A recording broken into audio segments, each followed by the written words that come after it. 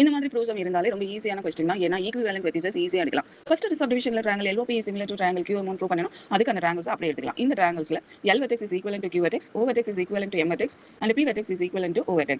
Next angles check பண்ணனும். Angle L is equal to 90 degree क्वेश्चनல கொடுத்திருக்காங்க. டயகிராம்லயே இருக்கு.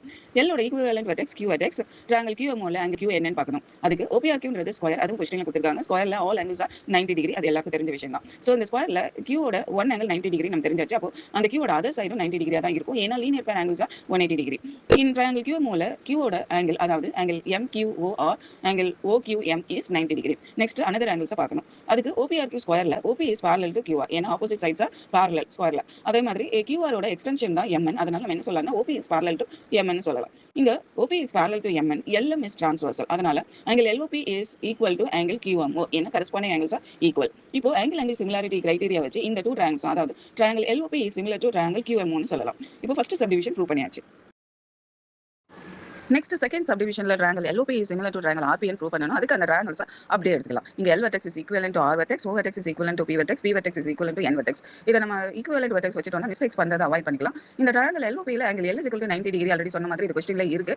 அப்போ இந்த ட்ரையாங்கிள் LOP ல angle L is equal to 90 டிகிரினா ட்ரையாங்கிள் RPN ல எந்த ஆங்கிள் 90 டிகிரின்னு பார்க்கணும். ஆங்கிள் R தான் 90 டிகிரி, ஏன்னா அது ஸ்கொயரோட ஒன் ஆஃப் த ஆங்கிள். அப்போ இந்த ட்ரையாங்கிள்ல இந்த ஆங்கிள் R வந்து டூ சைட்ஸுமே ஷேர் ஆகுறதுனால அதோட ஓரியன்டேஷனை ஸ்பெசிஃபை பண்ணனும். அதனால அத angle PRN or angle NRP ன்னு சொல்லலாம். So angle L is equal to angle PRN is equal to 90 degree. Next வேற என்ன ஆங்கிள் ஈக்குவலா இருக்குன்னு பார்க்கணும். அதுக்கு ஆல்ரெடி சொன்ன மாதிரி OP is parallel to MN, இங்க LN is transversal. அதனால angle LPO is equal to angle RNP because corresponding angles are equal. இப்போ angle criteria யூஸ் பண்ணி triangle LOP is similar to triangle RPN சொல்லலாம். இப்போ second subdivision prove ஆயிடுச்சு. Third subdivision prove பண்றதுக்கு first and second சப்டிவிஷன்ல prove பண்ண அந்த triangles எடுத்துக்கலாம். அதாவது triangle LOP is similar to triangle QMO and triangle LOP is similar to triangle RPN. இங்க left hand சைடுல இருக்கிற இந்த டூ ட்ரையாங்கிள்ஸும் சிமிலரா இருக்கு. அதனால ரைட் ஹேண்ட் சைடுல இருக்கிற இந்த டூ ட்ரையாங்கிள்ஸும் சிமிலர். அதாவது triangle QMO is similar to triangle RPN. இப்போ தேர்ட் சப்டிவிஷனை நம்ம ப்ரூவ் பண்ணியாச்சு. நெக்ஸ்ட் ஃபோர்த் சப்டிவிஷன் நம்ம ப்ரூவ் பண்ணனும். அதுக்கு தேர்ட் சப்டிவிஷன்ல ப்ரூவ் பண்ண அந்த சிமிலர் ட்ரையாங்கிள்ஸ் எடுத்துக்கலாம். அதாவது triangle QMO and triangle RPN. இதுல சிமிலர் ட்ரையாங்கிள்ஸ் இருக்கிறதுனால இதோட கரஸ்பாண்டிங் சைட்ஸ் ப்ரொபோர்ஷனல். ப்ரொபோர்ஷனல் எப்படி எடுக்கணும்னு சொல்லிருக்கேன். QM divided by RP is equal to MO divided by PN is equal to QO divided by RN. இதுல MO divided by PNன்றது fourth சப்டிவிஷன்ல அந்த terms இல்ல, அதனால அதை இக்னோர் பண்ணிட்டு QM by RP is equal to QO by RN எடுத்துக்கலாம். இப்போ இத rearrange பண்ணிக்கலாம். அத ட்ரான்ஸ்போஸ் பண்ணிக்கலாம். ட்ரான்ஸ்போஸ் பண்ணா நமக்கு RN into QM is equal to QO into RP கிடைக்கிறது. QMன்றது MQ.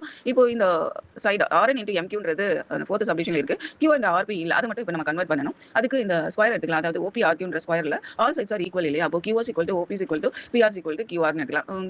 Q1 நாலும் QR நாலும் சேம் தான். அதே மாதிரி PR நாலும் அதாவது RP நாலும் QR நாலும் சேம் தான். அப்ப வேல்யூஸ் இருக்கு. இந்த Q and RP க்கு பதிலா QR வேல்யூவை சப்ஸ்டிட்யூட் பண்ணிக்கலாம். சப்ஸ்டிட்யூட் பண்ணா QR into QR கிடைக்கும். அது QR ஸ்கொயர்னு எடுத்துக்கலாம். அப்ப QR square is equal to RN into MQ நமக்கு இப்போ ப்ரூவ் பண்ணியாச்சு.